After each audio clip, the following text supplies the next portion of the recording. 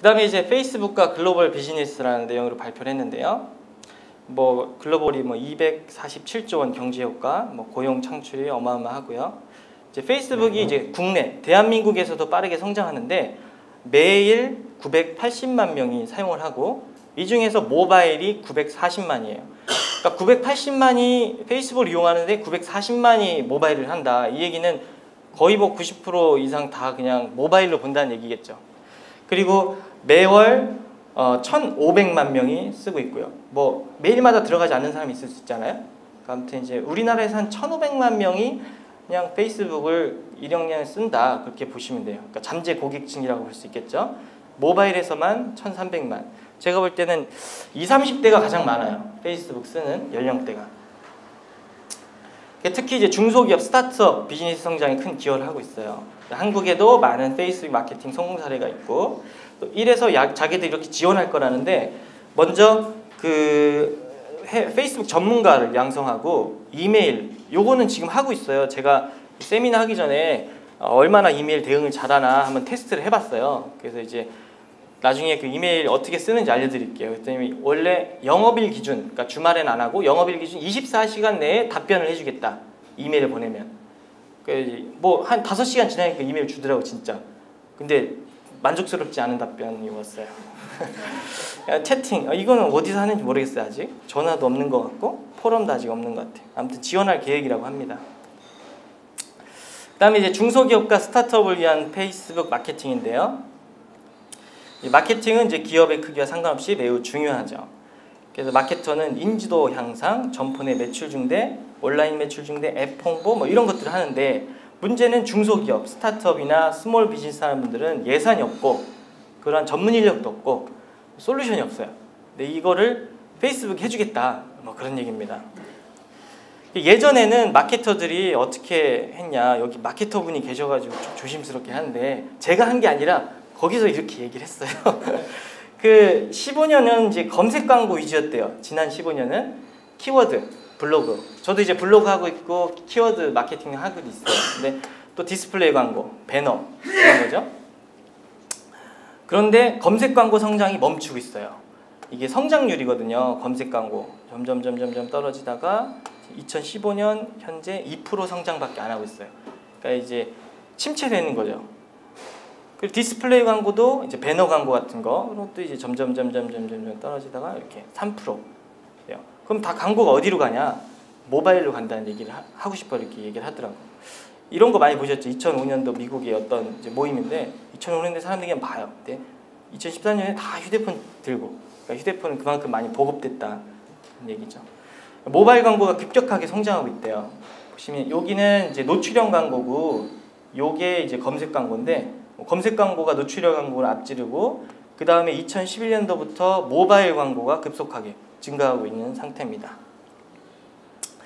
그래서 이제 그 컨텐츠 미디어 그리고 타겟팅의 변화인데요. 컨텐츠는 이제 개인화된 컨텐츠, 네이티브 광고, 그러니까 이제 광고인 듯 광고 아닌 듯 그런 광고죠.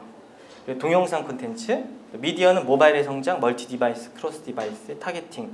타겟팅은 이제 계속 나올 건데, 아무튼 타겟팅이 정교하고 타겟팅을 세분화시킬 수 있다, 이런 게 이제 페이스북 마케팅의 핵심이더라고요. 그래서 이제 사람마다 보이는 뉴스피드가 다르다, 뭐 이런 얘기를 했고, 또 이제 모바일에 최적화된 컨텐츠가 필요하다, 그런 얘기를 하고요. 또 비디오가 가장 강력한 이제 컨텐츠를 쓰인다. 텍스트보다는 이미지, 사진보다는 영상. 저는 이제 미디어 쪽 한 8년 차 일을 하고 있고 영상 제작하고 하고 있는데, 제가 생각할 땐 사람들이 젊은 분들일수록 미디어 소비 능력이 되게 뛰어나요. 그래서 예를 들어 어르신들이 어떤 좋은 사진을 딱 보잖아요. 그러면 한 3, 4초 봐야 소화가 돼요. 근데 젊은 사람들은 1초? 뭐 딱 보면 그냥 인스타그램이 그런 거잖아요. 사진 보고 그냥 막 넘겨요. 그죠?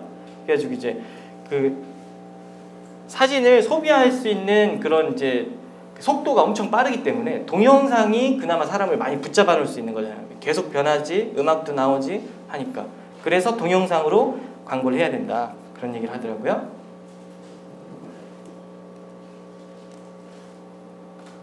네.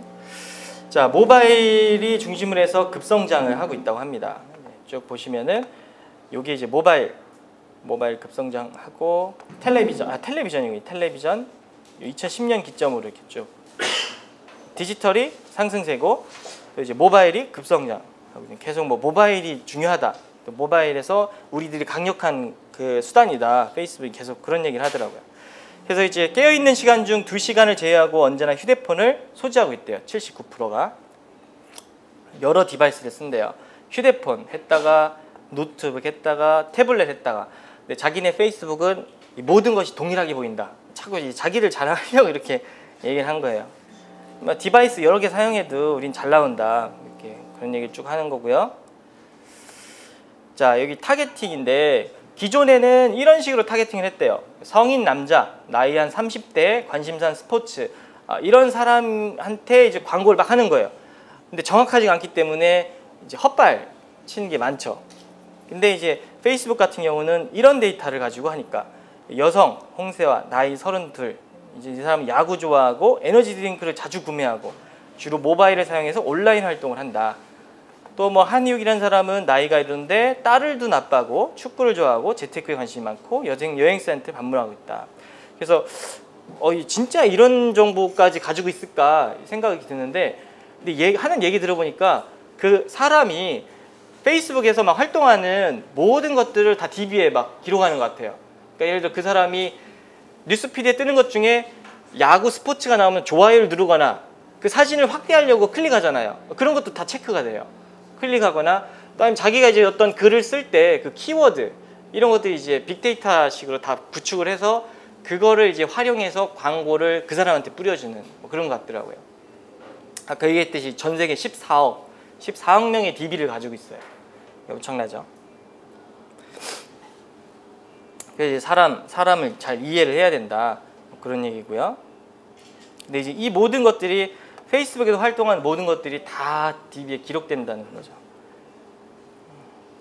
직접적으로 그렇게 얘기는 안 했어요. 근데 제가 그럴 것 같아요. 그러니까 그걸 꺼집어내서 광고에 쓰는 거죠. 아무튼 보다 효과적인 콘텐츠 전달, 모바일 그리고 멀티 디바이스, 또 고객 특성에 기반한 정교한 타겟팅이 특징이다 얘기를 하고요. 이제 페이스북은 보다 높은 이제 인게이지먼트를 통해서 강력한 매체가 됐대요. 그래서 하루에 한 14번 정도 뉴스피드를 확인한대요, 사람들이. 그리고 페이스북 사용자는 90%가 매일 뉴스피드를 보고요. 또 전체 모바일 사용 시간의 25%를 페이스북에 소비하고 있대요.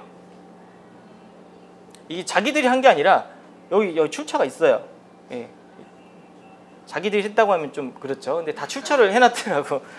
그래서 그 다음에 이제 페이스북은 아까 전에 개인 리얼 아이덴티티 기반의 강력한 마케팅 솔루션이에요. 그렇기 때문에 이제 광고 마케팅 할 때 직접적으로 타겟팅을 할 수 있는데, 여기 보시면 이제 타겟이 또 여러 종류가 있어요. 이거 흐린데 핵심 타겟. 그래서 기본적으로 성별, 연령, 지역, 관심사, 행동 이런 것들을 여러분들이 광고할 때 정할 수가 있고요.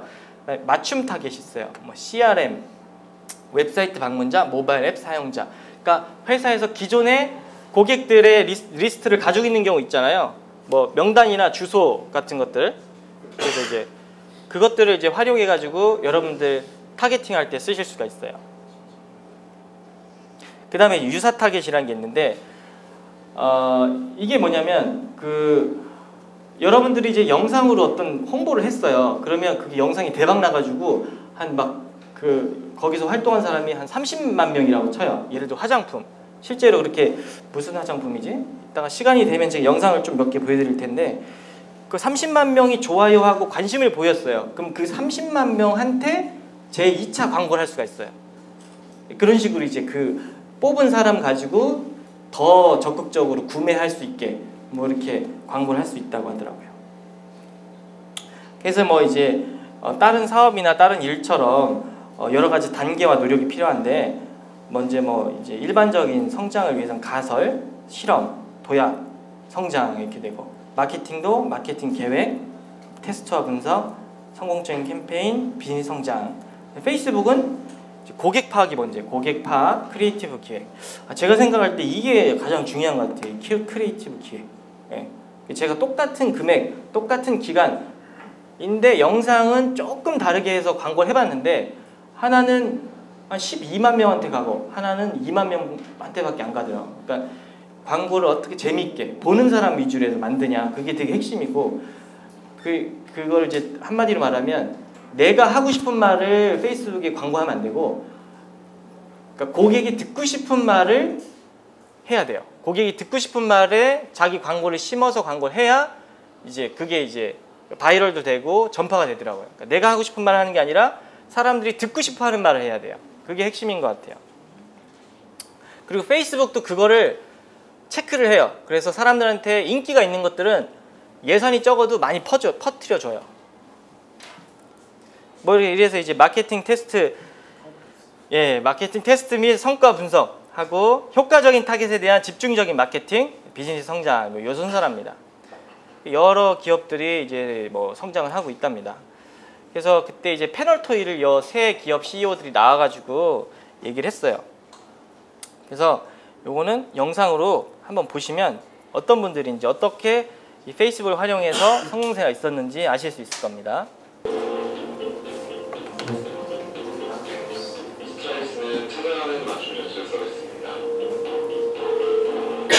잠깐만, 소리 괜찮나요?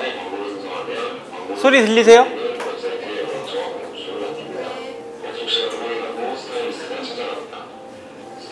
처음 시작했을 때는 강남역이나 역삼에서 들어가서 오프라인으로 게릴라 프로모션을 진행했습니다. 지나가는 사람들한테 사이즈를 측정하는 그런 매체고요. 스트라이스를 처음 시작을 소개했을 때 여러분은 그렇게 오프라인으로 엔게이션된 사람들이 셔츠를 주문하지 않는 저기 페이스북에 꺼주세요. 스트라이스가 원하는 고객에게 원하는 시기에 원하는 예산 집행해서 효율적으로 도달할 수 있다는 점. 페이스북 광고 효과를 보면 웹사이트 방문자 수 10배, 방문자 중에 방문 신청을 전환하는 비율 4배 정도 증가하고요. 연매출은 650% 이상 성장하였습니다. 그리고 재구매율은 3배 정도 증가했습니다. 만약 스트라이스를 처음부터 다시 시작한다면 처음부터 페이스북이랑 같이 할 것 같아요. 온라인 마케팅에 집중할 거고요. 아마도 지금 시점은 훨씬 더 많이 성장했지 않을까. 마음 프로젝트는 마음을 움직이는 프로젝트라는 거예요. 약자예요. 저희가 주 고객층이 선물을 하시는 분들이 가장 많으세요. 마음 프로젝트에서 가장 인상 깊었던 고객은 저희 제품으로 프로포즈를 해주신 고객님이 계셨어요. 나중에 프로포즈 잘했다고 연락도 따로 주시고 해서 굉장히 뜻깊었던 것 같아요. 저희한테 타겟팅이 더 중요한 이유는 저희가 프로젝트 중에 여성 언더웨어 셀렉트샵이 있어요. 그 내용에 대해서 타사에서 광고를 진행했을 때 아무래도 신체적인 노출이 이미지가 있다 보니까 남성 회원분들만 클릭을 해서 광고비를 소진해버리는 사례를 경험했었습니다. 페이스북을 통해서 얻고 있는 도움은 일단 저희가 중소기업이다 보니까 합리적인 가격으로 광고를 할 수 있다는 것이 메리트 있고 또 그 금액 대비했을 때 구매 전환율이 좋은 편이라서 그 부분도 도움을 많이 얻고 있습니다. 페이스북은 이제는 정말 선택이 아닌 필수입니다. 페이스북이 없었다면 생각하고 싶지 않네요. 아마도 이사 오기 전에 있었다던 지하 사무실에 아직 있었겠죠?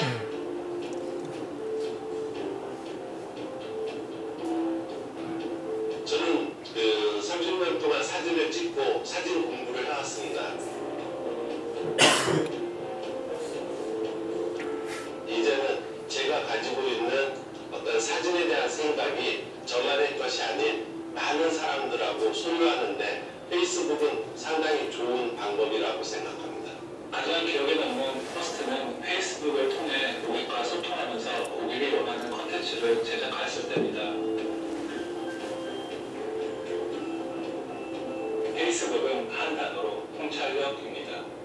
페이스북이 없었다면 문화를 사랑하는 많은 대중과 쉽게 소통할 방법이 없었겠죠. 사진은 대한민국의 문화를 기록하는 시간 언어입니다. 저희는 갤러리를 벗어나 페이스북을 통해 많은 분들과 소통하고 싶었습니다.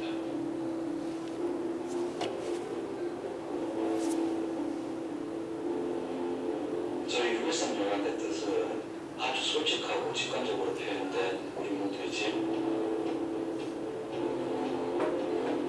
워낙 여행을 좋아했기 때문에 그 경험을 바탕으로 저번 남해에서 유일성 영화를 운영하게 되었습니다. 직장 생활 할 때보다 지금이 훨씬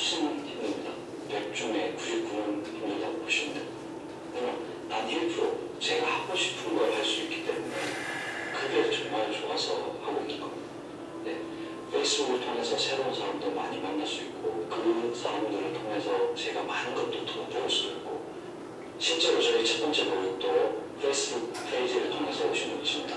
페이스북이 다른 매체와 다른 점은 타 매체의 경우 불특정 다수를 겨냥한 우회적 광고인데 반해서 페이스북 같은 경우에는 명확한 타겟팅 할 수 있고 그에 대한 반응을 실시간적으로 할 수 있기 때문에 즉각적으로 대응할 수 있다는 것입니다. 제가 마크 스코프를 만난다면 지나가다가 한번 들리시죠.